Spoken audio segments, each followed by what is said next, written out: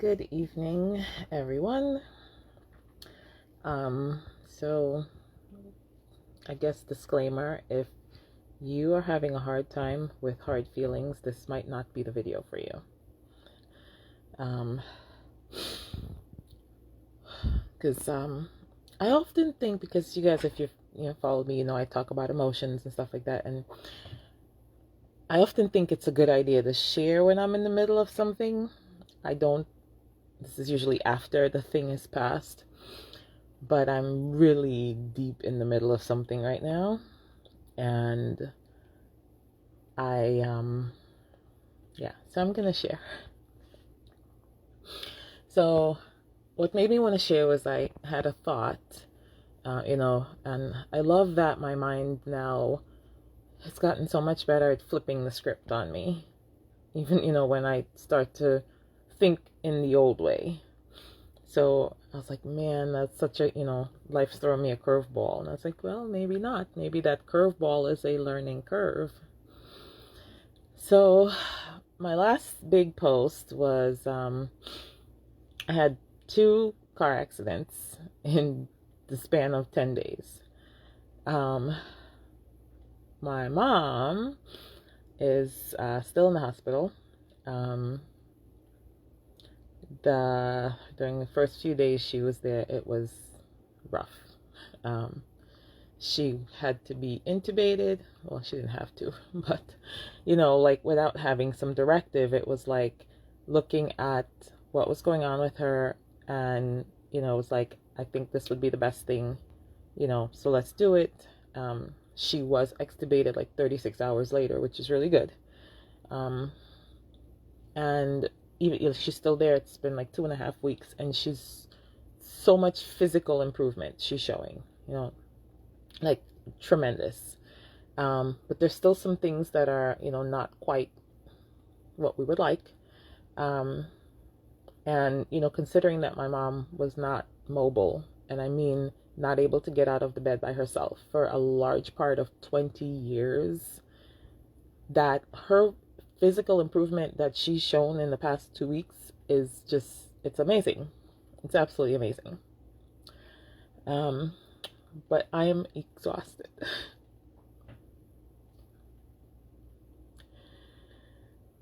Just the sheer emotional exhaustion of having to watch her while she was intubated and just distressed.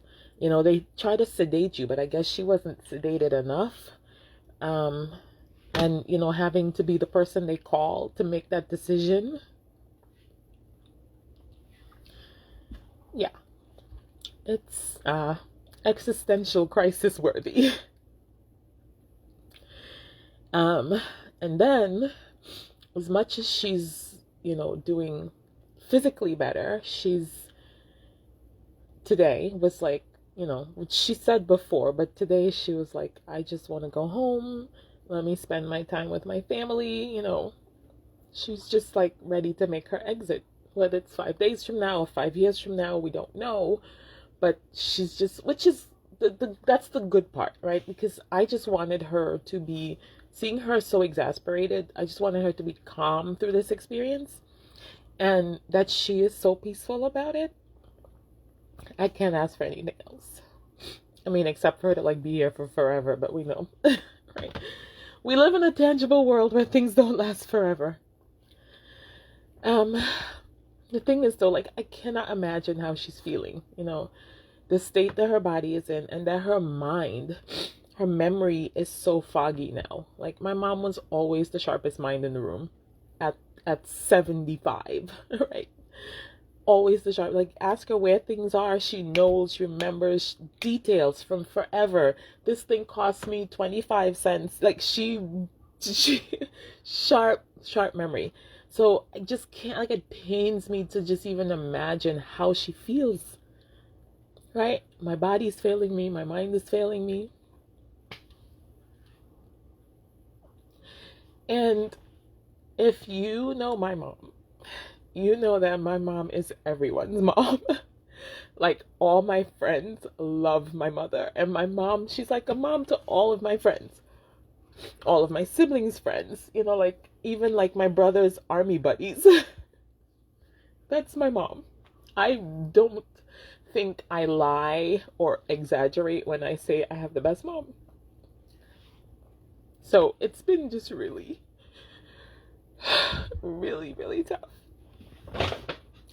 And the crazy thing is, not crazy at all, but so that even on top of all of that, life doesn't stop, right? There's still work and school and business and the kids and all of whatever. Like, there's still that stuff. I still had to go take my car to get appraised twice, and conversations back and forth with the insurance people and this, and now I have to go pick up a rental tomorrow because they're picking up my car on Friday. Like, life doesn't stop.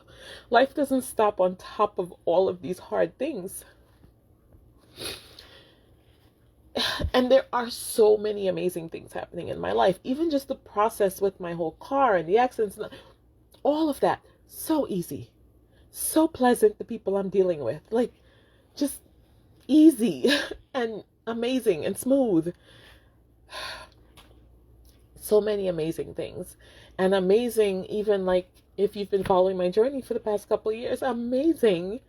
Like, the fact that I get to wake up every day where I live and see it's just amazing things in my life. So I'm really just kind of tripping out right now, because I'm like, how can somebody experience so much gratitude and joy and so much pain at the same time? And it's not a stranger to me to have hard emotions and, joy and stuff at the same time. But it's been so much. Like, it's just been so big the past couple weeks. Just really, really, really big and heavy. And sometimes I just have to just like sit. I'm like, I can't move.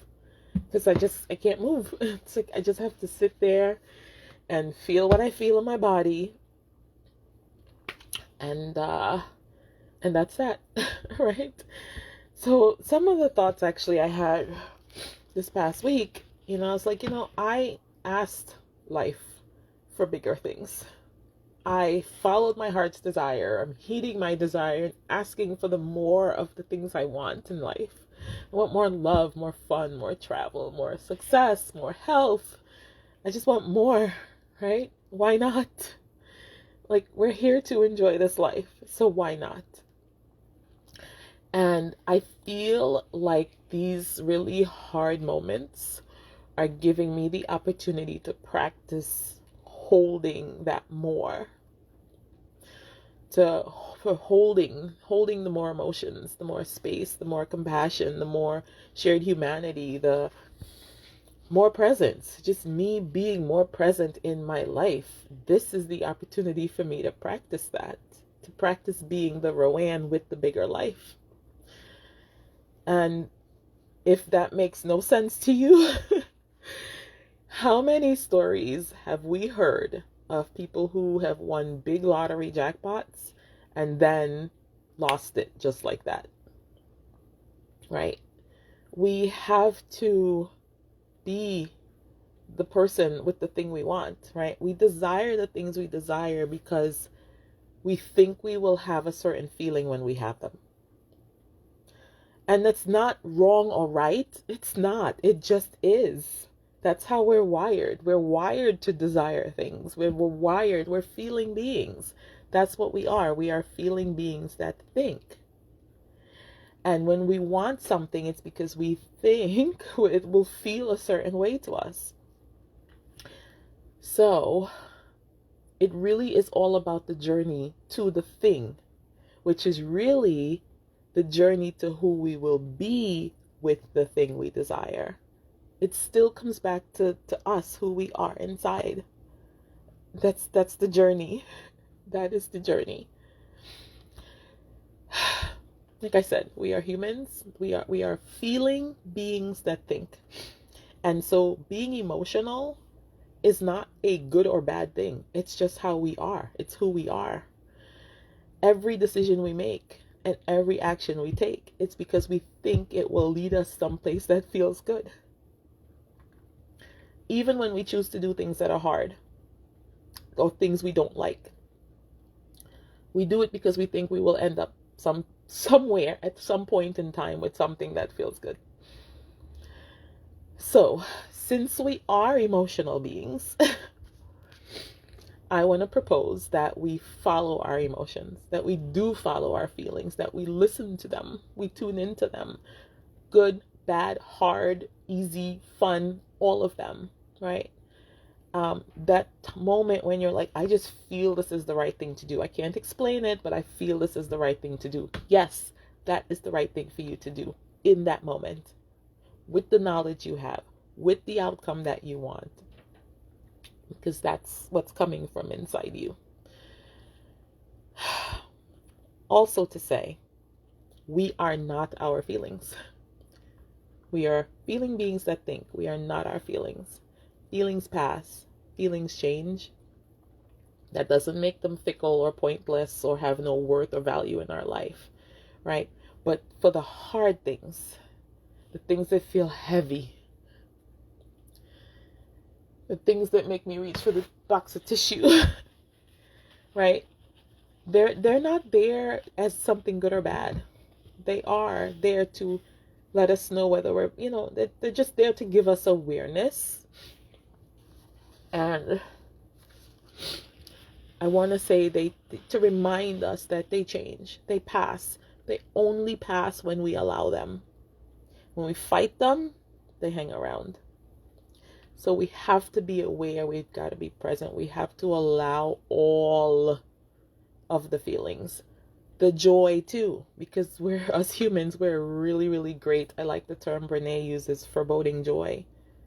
We're great at doing that. Why is it we're so great at putting off the things that bring us joy?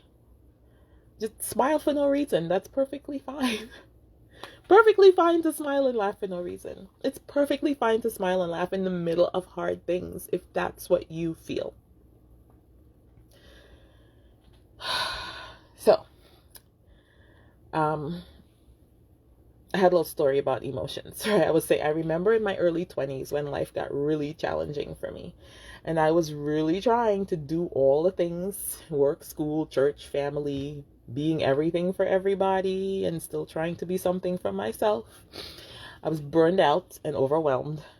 And I would just cry a lot. Drop of a hat. Commercial on TV. And I was like, something's wrong with me, because I didn't see other people as emotional as that. And I was like, why am I so emotional? But that's when I had a different understanding of the word emotional. Right. So as I've worked on my emotional literacy and other well-being things over the past few years, I have become so much more aware of the myriad of feelings I have in my body, not just the emotional expression of it. Things like might be a shoulder pain, or I might even sometimes get like a welt somewhere, and it'll just pop up, and like 15 minutes later it's gone. Right? That is the kind of level of awareness you get to when you pay attention to yourself, your emotions, your feelings. You can avoid so many physical ailments when you do that. But when you try to stuff down those emotions, they don't disappear. They do not disappear. Okay? So be good to yourself, right? I share all of this to encourage you, my fellow feeling beings, to find support. If you need to find a helping professional, a coach, a therapist, a facilitator in any field that you feel calls to you. It doesn't have to be traditional therapy. It could be anything. You're like, I think this is interesting. Find someone to help. There's lots of things you can do by yourself. Absolutely. Do those too. Do those too. But if you need some help, you feel stuck, whatever, it doesn't have to be me. Find someone. Because when we better ourselves, we lift all of humanity up. Okay? So please, if you feel you need to seek some help, please, this is the only time in life we have. We can't just keep kicking our issues down the road, because they will show up as diseases in your body. Find some help. Find a way to be with your feelings, all those big feelings. And I've been having some really big feelings over the past 3 weeks. And even right now, with my mom, where she is like, we just really don't know. We just really don't know what's happening. I guess I've been thinking of David in the Bible when his son was ill. And, he moaned and cried and prayed and sackcloth and ashes and the whole nine, right, when his son was ill. And then when his son passed, he got up, showered, got dressed, and everyone was like, dude, right? Your son's gone. And he's like, yeah, I did what, and because that's how I feel right now. I feel like it's that hard place. I feel like it's that very hard place of we don't know. So that's hopefully some words that are helpful to you guys, right? I wish for all of us that we can find a way, again, to be with our feelings. Like, I can only work on Rowan. I can only direct me. I can't even direct the emotions of my loved ones as much as I might want to sometimes. I can't do that. So I will keep working on this learning curve that my life seems to currently be in. And I will keep practicing. I will keep living my enjoying being. I will keep refocusing myself in that direction as much as I need to, because I know that things always work out for our good, even the hard things. So remember, not curveballs, learning curves. That's what life gives us, not curveballs, learning curves. I love you all.